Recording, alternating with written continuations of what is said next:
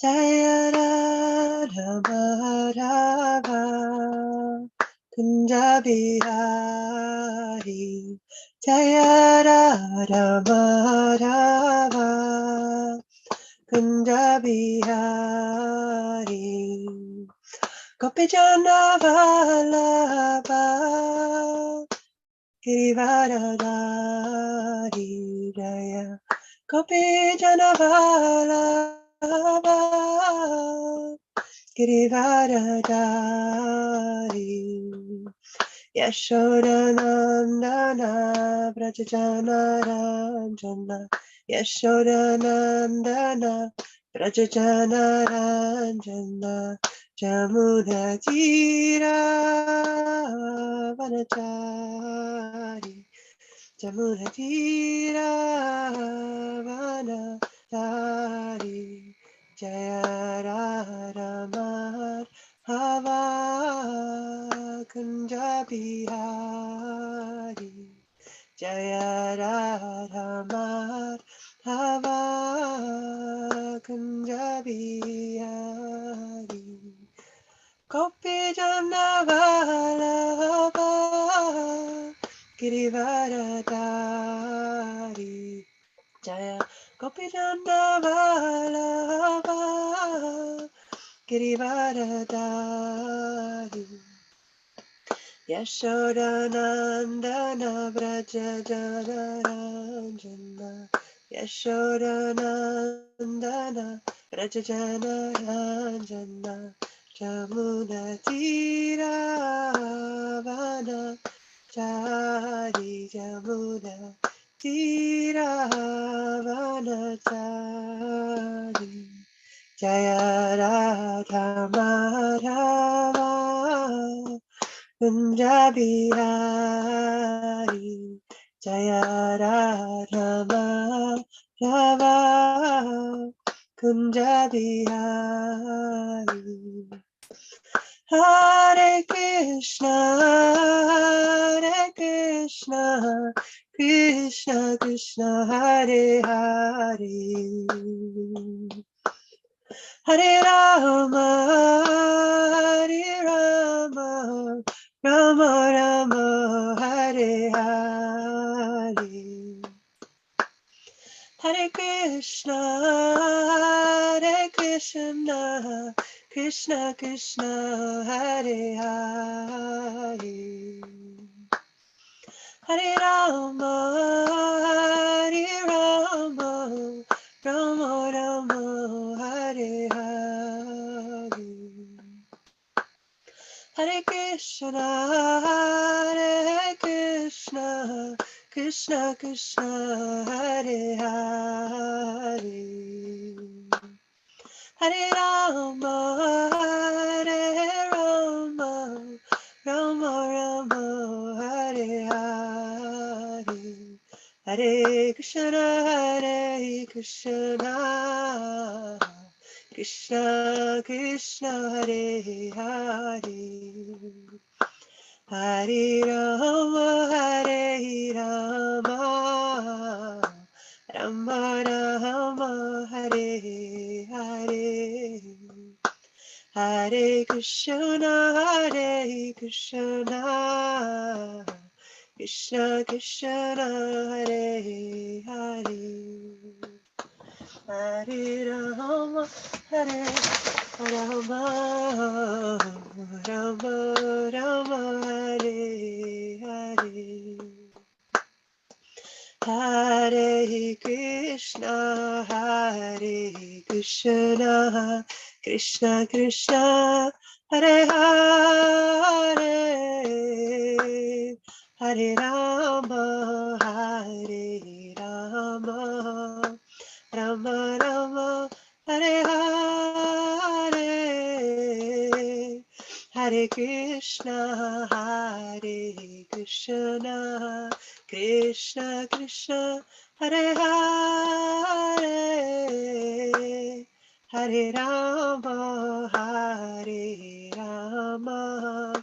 Rama Rama Hare Hare Hare Krishna, Hare Krishna, Krishna Krishna, Hare Hare. Hare Rama, Hare Rama, Rama Rama, Hare Hare. Hare Krishna, Hare Krishna, Krishna Krishna, Hare Hare. Hare Rama, Hare Rama, Rama Rama, Hare Hare. Hare Krishna, Krishna Krishna Krishna, Hare Hare, Hare Rama, Hare Rama, Rama Rama, Hare Hare. Hare Krishna, Hare Krishna, Krishna Krishna, Hare Hare. Hare Rama, Hare Rama, Rama Rama, Hare Hare. Hare Krishna, Hare Krishna, Krishna Krishna, Hare Hare. Hare Rama, Hare Rama, Rama Rama, Hare Hare. Jaya Radha, Giridhari Radha, Giridhari Radha. Jaya Jagannath, Jaya Jagannath, Jaya Baladev, Jaya Subhadra, Jaya Goranitha, Jaya Goranitha, Jaya Goranitha, Jaya Goranitha. Jaya Jaya Prabhupada, Prabhupada, Prabhupada, Jaya Jaya Prabhupada, Jaya Jaya Prabhupada, Prabhupada, Prabhupada, Jaya Jaya Prabhupada. Jai.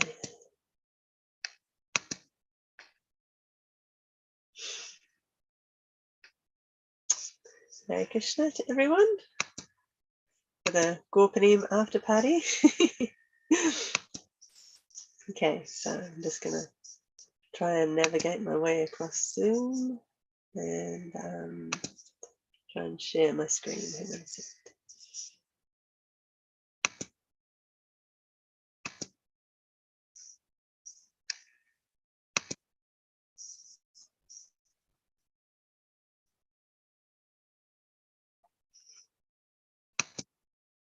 Okay.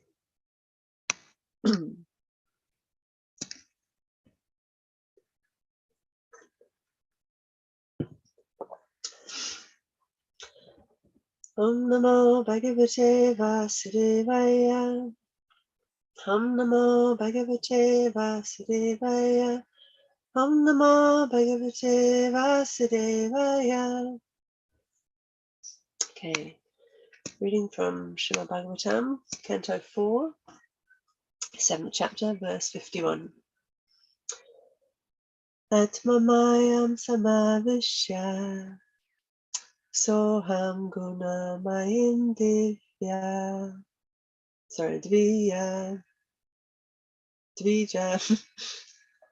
Srijam Raksham Haram Vishvam Dahare Samjanam. Sorry, Dadre Samjam Kriyochitam Atmamayam Samavishya Soham Gunamayim Dvija Srijam Rakshan Haram Vishvam Dadre Samjam Kriyochitam Atmamayam Samavishya Soham Gunamayim Dvija Srijan Rakshan Haram Vishvam Tare samjam kriyochitam. Would anyone else like to read the Sanskrit? I'll give you a second to unmute. Otherwise, we can move on to the word for word. Can I try, Mataji? Yes, please do. Atmamayang samavishya sohang gunamoyi dija srijan rakshan haran vishang dadre sangyang kriyochitam. Thank you. Anyone else? Can I try, Mataji? Yes, please do. Atmamayam shamabhisha shuham gunamoyi nidvija Shijan rakshan harani vishwam dadre shangyam priyochitam. Hare Krishna. Hare Krishna, thank you. Anyone else? Okay, I'll move on for the word to word. Atmamayam, my energy. Samvishya, having entered. Sa, myself. Aham, I. Gunamayam, composed of the modes of material nature. Dvija, or twice born Daksha. Srijam, creating. Rakshan, maintaining. Haram, annihilating. Vishvam, the cosmic manifestation. Tadre, I cause to be born. Samjam, a name. Kriya Uchitam, according to the activity. Translation. The Lord continued, my dear Daksha Dvij, I am the original personality of Godhead, but in order to create, maintain, and annihilate this cosmic manifestation, I act through my material energy, and according to the different grades of activity, my representations are differently named. Would anybody like to read the purport? Mataji, I'm trying. Okay. It has gone a bit up. Purport, okay. As explained in Bhagavad Gita 7.5, Jiva Bhutam Mahabhavo, the whole world is energy released from the Supreme Source, the personality of Godhead, who, it is further stated in Bhagavad Gita, acts in superior energies and inferior energies. The superior energy is the living energy, which is part and parcel of the Supreme Lord. As part and parcels, the living entities are non-different from the Supreme Lord. The energy emanated from him is not different from him. But in the actual activity of this material world, the living entity is under the different qualities of material energy and in different forms. There are 8.4 million life forms. The same living entity acts under the influence of different qualities of material nature. The entities have different bodies, but originally, in the beginning of creation, Lord Vishnu is alone. For the purpose of creation, Brahma is manifested, and for annihilation, there is Lord Shiva. As far as the spiritual entrance into the material world is concerned, all beings are part and parcel of the Supreme Lord, but under the covering of different material qualities, they have different names. Lord Brahma and Lord Shiva are qualitative incarnations of Vishnu as Gunavatars, and Vishnu with them accepts the control of the quality of goodness. Therefore, he is also a qualitative incarnation. He is a qualitative incarnation, like the Lord Shiva and Lord Brahma. Actually, the different names exist for different directions. Otherwise, the origin is one only. Thank you, Bhava. Okay, I'll just stop sharing my screen now.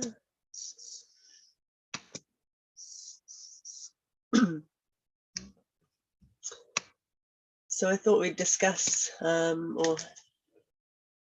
explore a couple of these themes that came up in the purport today. So first of all, we're hearing that Krishna is the original Supreme Personality of Godhead and the origin of everything material, of everything spiritual. To create, he acts through his material energy. He doesn't become contaminated by that at all, though. But yeah, he's purely spiritual. He acts to create through his material energy. And when we act in our true nature as a jiva, we're constitutionally in a position of servant, part and parcel of Krishna. So in constitution, we're actually we're non-different from Krishna. We're Satchid Ananda Vigraha. And when we're harmonizing with Krishna, in sync with Krishna, then everything goes smoothly. We're happy, we're full of bliss because we're in contact with our true nature, which is Ananda, bliss. But when we try to become the enjoyer or the controller, that's when the problems start.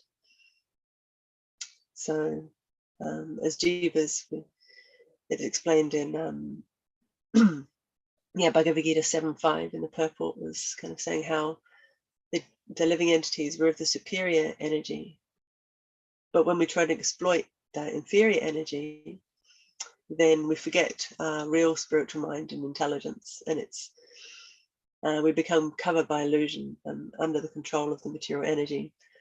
So it's interesting because we just celebrated Gaur-Purnima, where Krishna, the Supreme Personality of Godhead himself, comes as a devotee. He comes to taste what it's like to be his devotee, Srimati Radharani. But here we are in the material world. Our constitutional position is to be the servant, but we're trying to be the master, we're trying to be the controller. And ultimately, we're trying to be Krishna. But when Krishna comes, he comes to taste the joy of being a servant. But when we're here as a servant, we're trying to become the master. We don't normally say, you know, I want to be God, but subtly we're trying to be the enjoyer and the controller. We want everything to go our way.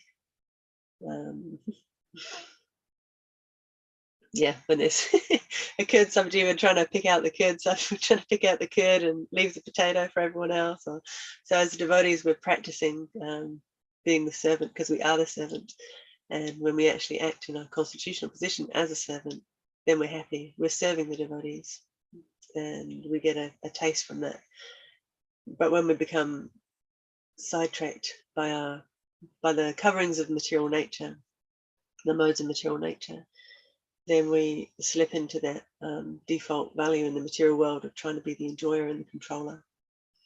And there's a very funny story in Srimad Bhagavatam, or the Krishna book, about someone who really exemplified this trait of coming to the material world but wanting to be the supreme. And I thought I'd tell a nice story this morning because it's the morning after Gaur-Purnima, so people might be a little bit tired. So I thought we would delve into this this very funny story from the Srimad Bhagavatam. Can anybody guess what it is? Somebody in the Srimad Bhagavatam, also found in the Krishna book, who wants to be the supreme.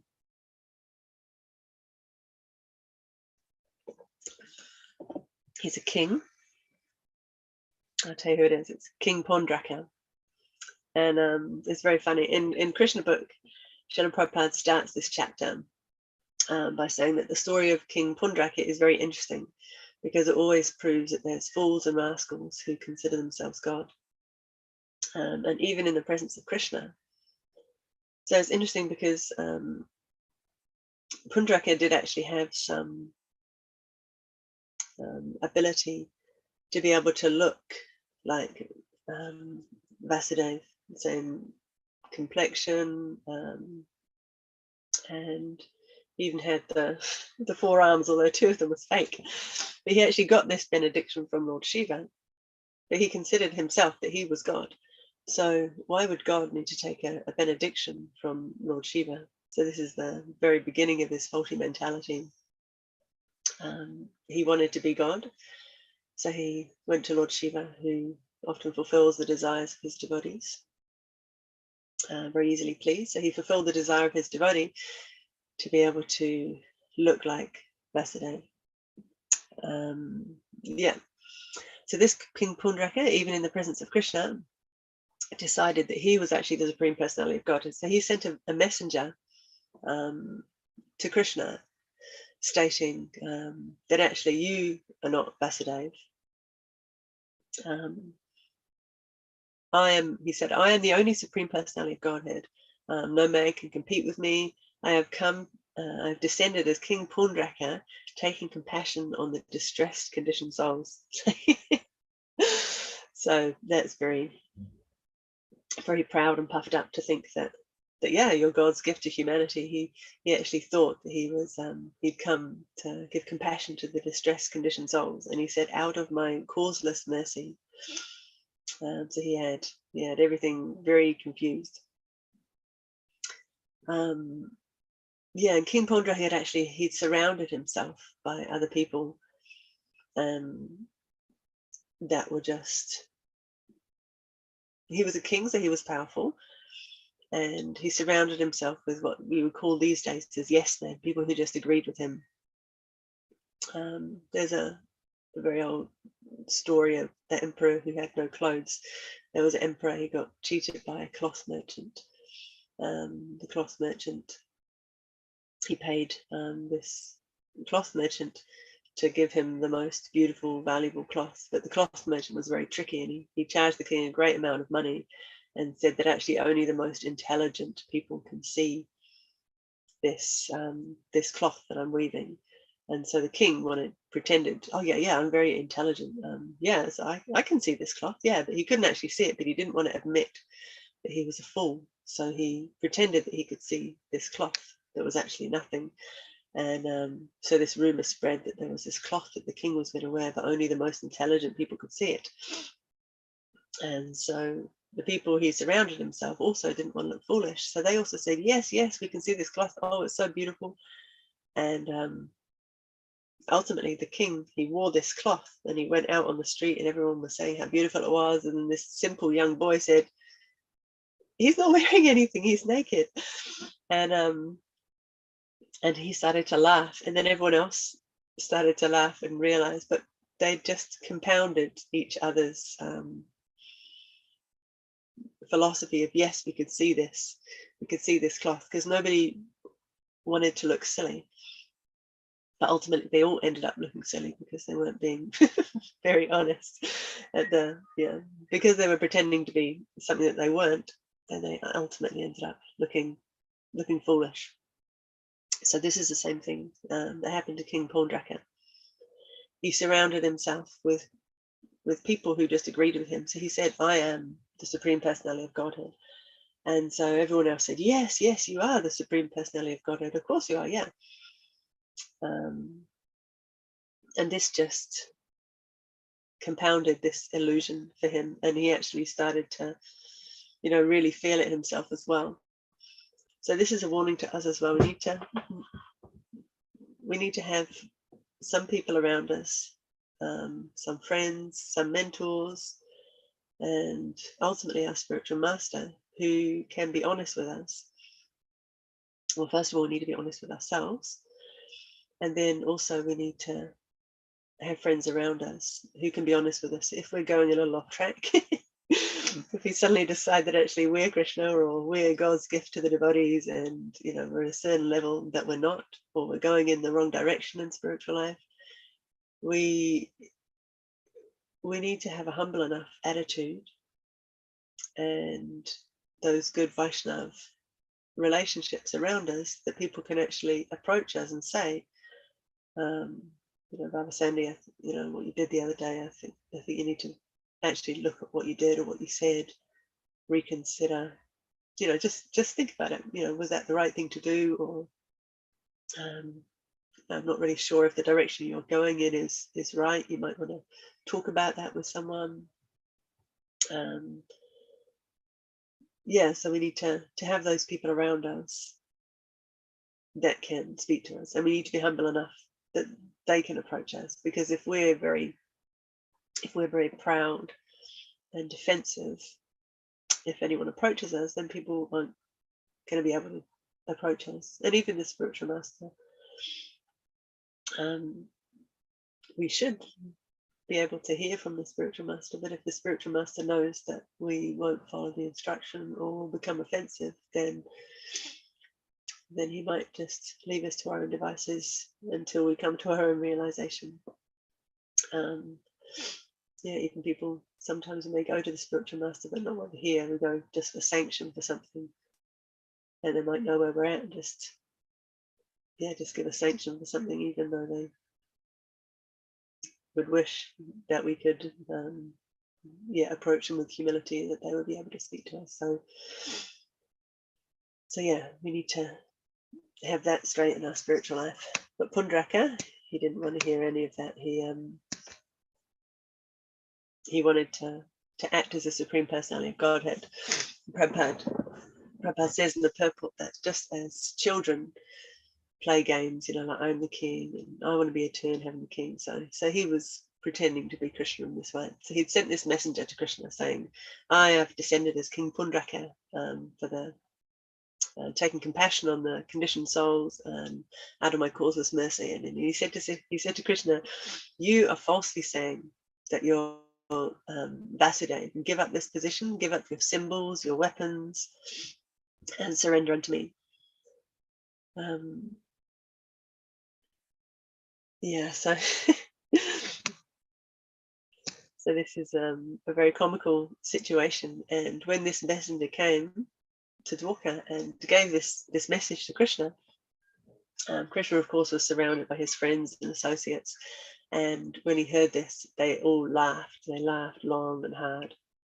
They were just enjoying this pastime. And then Krishna, he sent a message back. So often we hear in these battles with the Kshatriyas, there's a bit of back and forth. Harsh words, kind of a battle of words before the battle of weapons begins.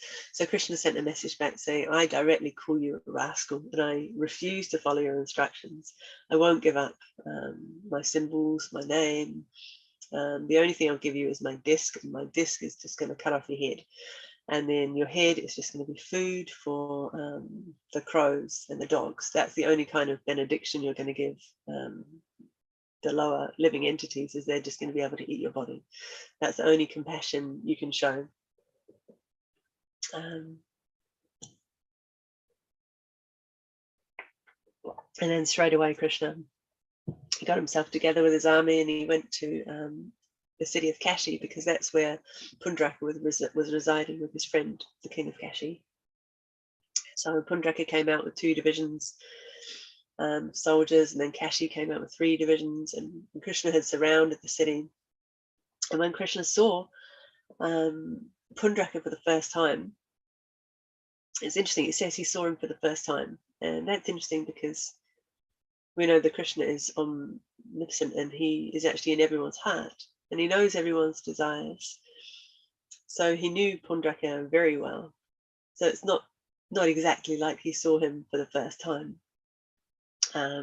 He knew everything about Pundraka. He knew more about Pundraka than Pundraka did, because this is another thing that we have to look at.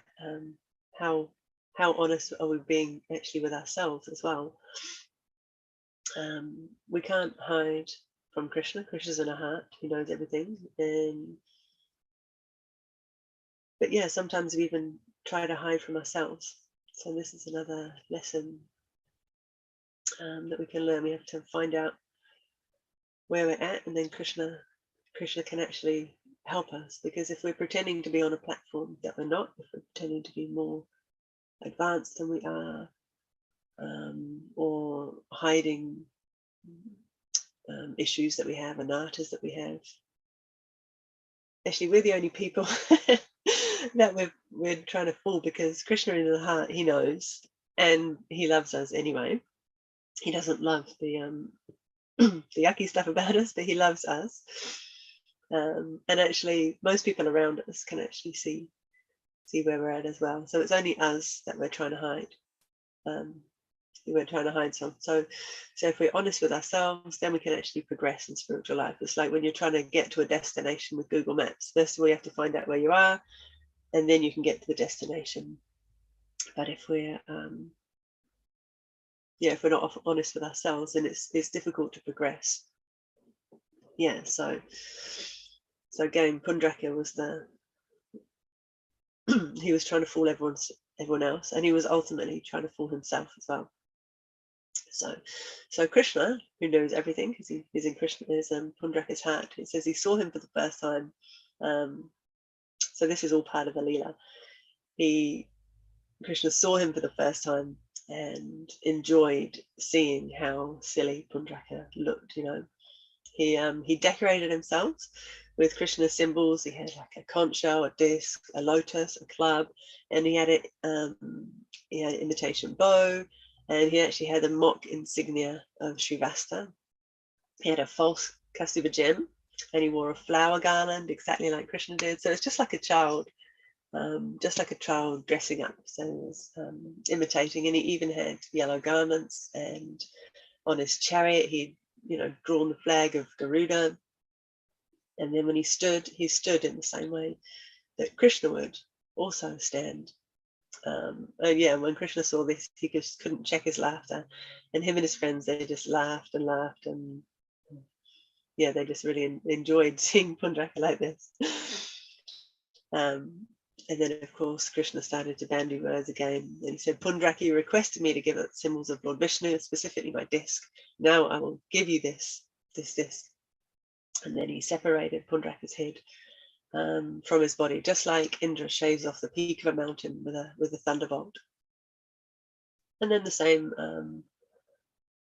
destination happened to the king of Kashi, because king of Kashi was Pundraka's friend, and he was encouraging him in this situation. And the king of Kashi had actually been bragging to his wives just earlier in the day that when Krishna comes, he was going to cut off Krishna's head and bring them back Krishna's head as a trophy. So Krishna just cut off the king of Kashi's head and threw it over the wall of the castle. So when the residents of the castle saw this, first of all, they were like, whoa, what is this? And they thought maybe it's Krishna's head, and then they saw that actually it was Kashi's head.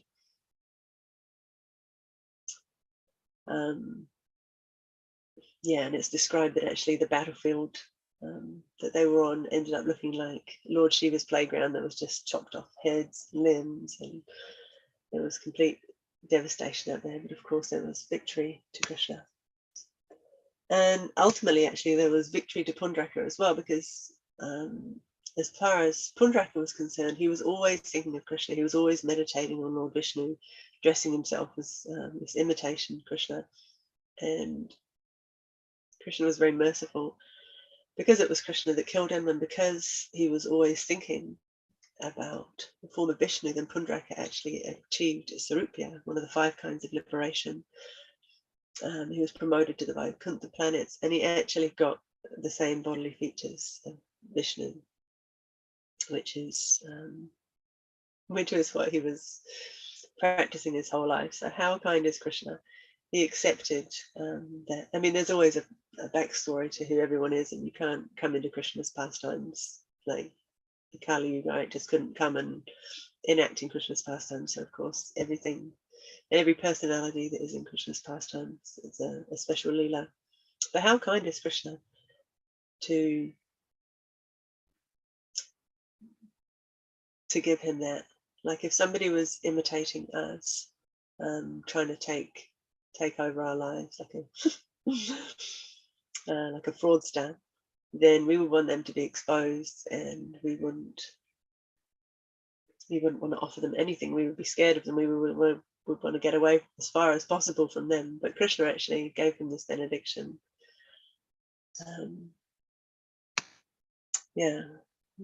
So that also made me think back to the purport that we were hearing about before, how as the individual living entities, the pure spirit souls. But we heard in the purport that there's 8,400,000 life forms that we can go through. Even though we're the superior energy of the Lord, we act under the control of these bodies, the influence of the bodies, the influence of the modes of material nature.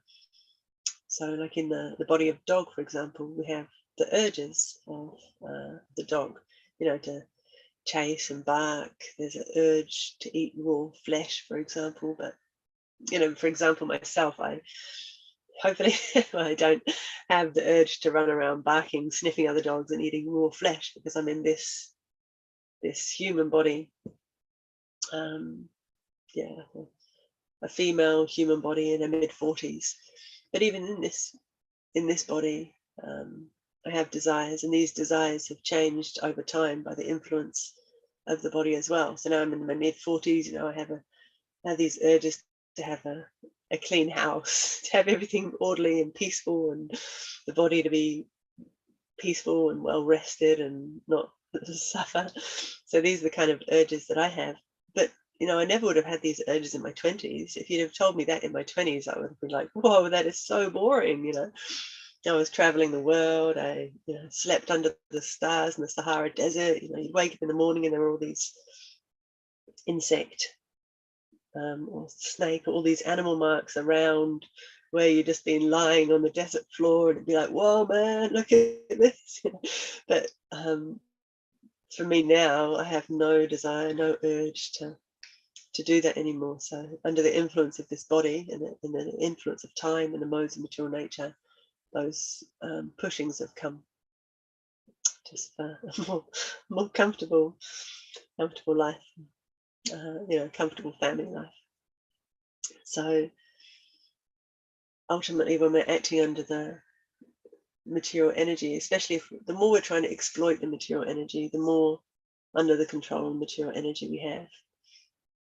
The more we try to take shelter of the spiritual energy, then the more disentangled we get from this material energy and the pushings of the material energy.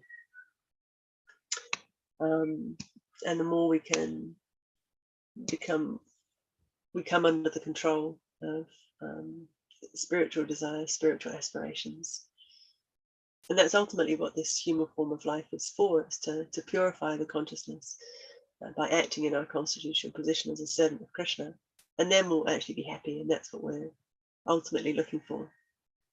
So we want to become controlled by Krishna, not by these material bodies or the modes of material nature, because it's an embarrassing situation.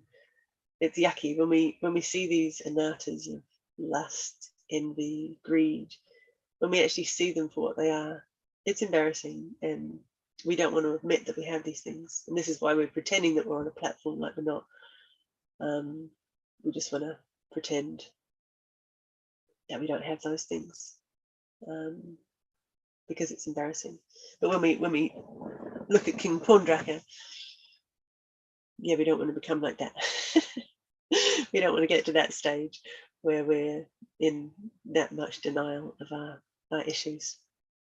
So we also don't want to just sit around looking at our anatas, because that doesn't get us anywhere. That just gets us depressed. There's a really beautiful verse in the 11th canto. I can't remember exactly what it is now, but it's saying how if we're just more absorbed in looking at our shortcomings than practicing devotional service, then we can just become depressed and disheartened.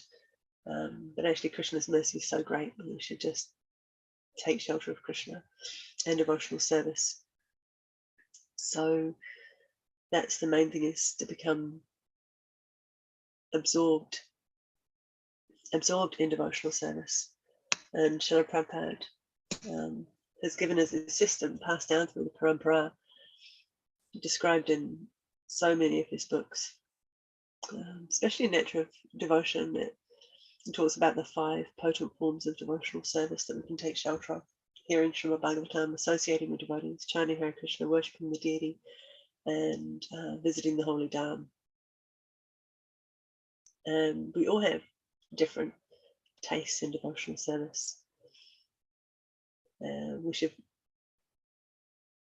discover deeply what our taste is, and just go very deeply into this. I remember Trivikram said that once in a rare Srimad Bhagavatam classes I've heard him give. It was very amazing. Hopefully he'll give more.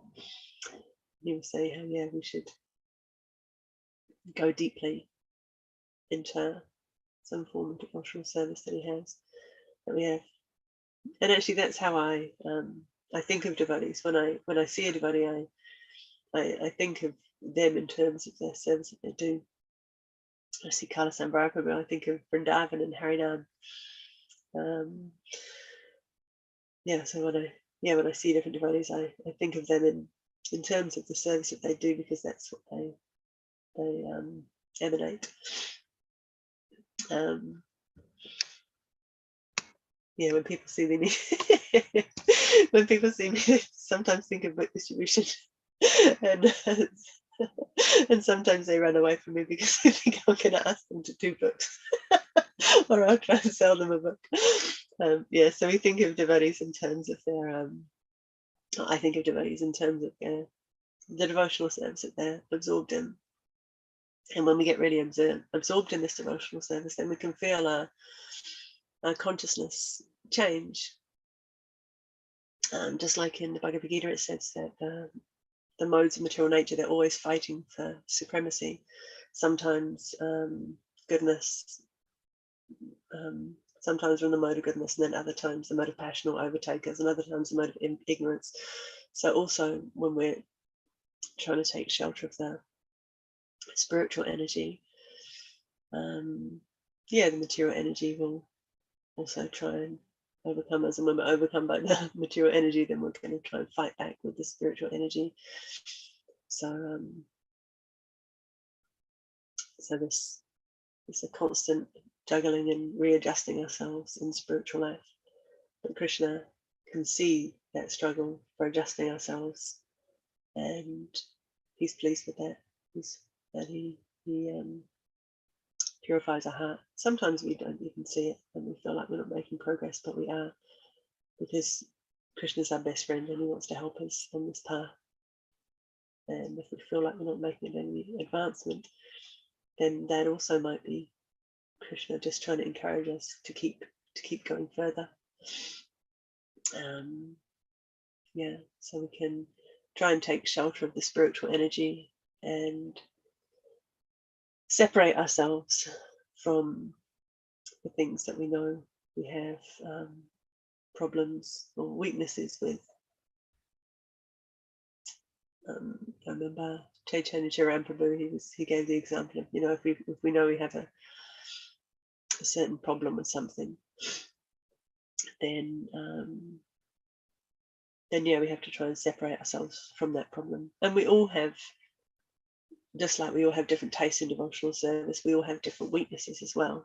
And we shouldn't judge other people's weaknesses just because we find something easy because of our past conditioning. For example, we may not have an issue with addiction because of our past conditions. We've never entered into that realm in our materialistic life. So, we never smoked, we never drank or took drugs. So that might not be an issue for us at all. And we see someone coming along that is struggling for years with these addictions, and we think, you're chanting Hare Krishna, you shouldn't have these problems. I don't have that problem. But actually that person who's struggling with that issue of addiction may be able to overcome something that we haven't overcome.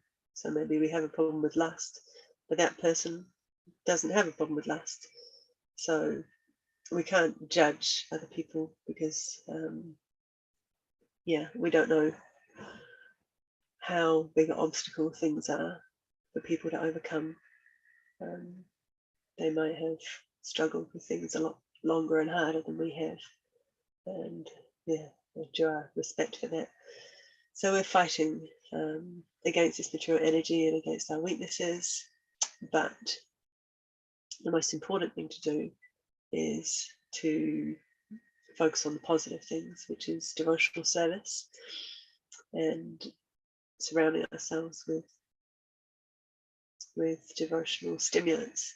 Around this time last year, my Guru Maharaj Devi Swami, he gave an amazing class on New Year's resolutions. And because yesterday was Gorpanim, so it's a Vaishnav New Year, we can also see that as making some New Year's resolutions as well. And he was saying how every year people make New Year's resolutions and try and give up negative habits. People have these, pay a lot of money for a gym membership or start a diet or something, and then these just trail off and people give up. And he said that that's because you can't just make it emotional. I want to do this, and then expect to be able to follow through on just that emotional desire. He said that our life is made up of habits, And we have to examine our life, examine our habits, and see what needs to be adjusted in those habits to be able to achieve that goal that we want. And he talked about surrounding ourselves with transcendental triggers. So yeah, if we have a maybe example Facebook or something, we may find that we're spending a lot more time on Facebook than reading Bhagavatam. So we can make sure that we can set ourselves a goal or a habit. You know, if you have a habit of, you know, I finish my breakfast and I'll check Facebook. Have a habit of, you know, I'm gonna read at least 2 verses and purports of Srimad Bhagavatam before I go on Facebook, something like that. So that's like a measurable. It's something that you know whether you've done or not done. It's an achievable goal. Yeah, we also want to set achievable goals for ourselves. And then also once you've read that verse and purport, then you might find it inspiring and carry on. But yeah, we can set ourselves goals like that, so we can see if we're absorbed in Pujalpa and we want to replace that with some other kind of Krishna Katha.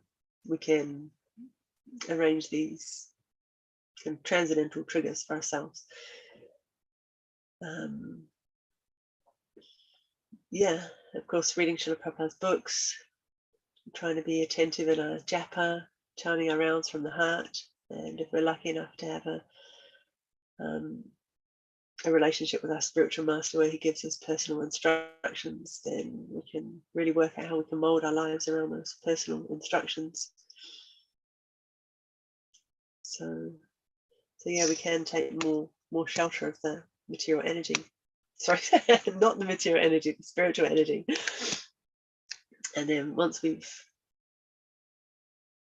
habituated to taking shelter of the spiritual energy instead of the material energy, then we'll actually have these deep spiritual experiences where we can deepen our relationship with Krishna. When we're absorbed in a service or a marathon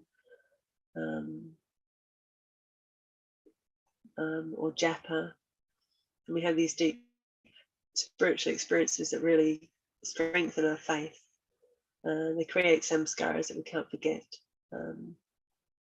So when we become covered by the material energy, as it comes and goes in our lives, we might be struggling in our spiritual life because we're very sick, and so we can't find it difficult to chant attentively or chant at all. We might not even have a voice box, and it's sleeping for a long period of time, and then when we chant, we're chanting later in the day and we're feeling groggy. So, but we need to have in our spiritual bank account some credit that we can fall back on. We need to have these deep spiritual experiences, and that's how Krishna will reveal himself to us in these times. I can remember, for myself, on book distribution marathons, in kirtans, in visits to the Holy Dham.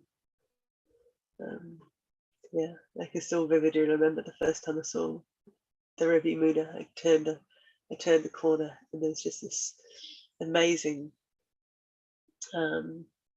cooling breeze coming from the Ravi Muna, and it was actually it's difficult to describe, but it was a very deep spiritual experience for me that I didn't expect at all. Because sometimes you think, I'm gonna chant these rounds and then I'll have a deep spiritual experience. Well, I'm gonna do this and then Krishna will have to reveal himself to us. But sometimes Krishna doesn't reveal himself in the way that we're expecting. And then when we're least expecting it, then Krishna will reveal himself to us because he's a person. So I think, I don't know if I went off track with the purport, but what I got out of the purport was that Krishna is the Supreme Personality of Godhead, and he has this spiritual energy which we're part of, and the material energy which he's created this world through. And if we're acting as a part and parcel of Krishna, trying our hardest to absorb ourselves in the spiritual energy and becoming a servant of Krishna, then actually we become under the control of Krishna. which is ecstatic, and we have these spiritual experiences. And otherwise, we might end up like Pundraka, thinking that we're actually the Supreme Personality of Godhead, and taking all the paneer out of the Sandhi and leaving everyone away from the potatoes because we're trying to be the enjoyer and the controller. So yeah, it's my little thoughts on the purport of today. Does anybody have any questions or comments or any corrections from the class today? Be nice to hear from people.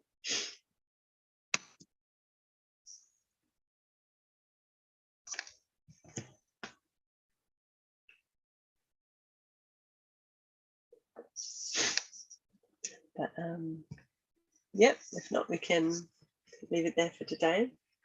And thank you everyone for your association, and yeah, it's wonderful. Thank you. Hare Krishna.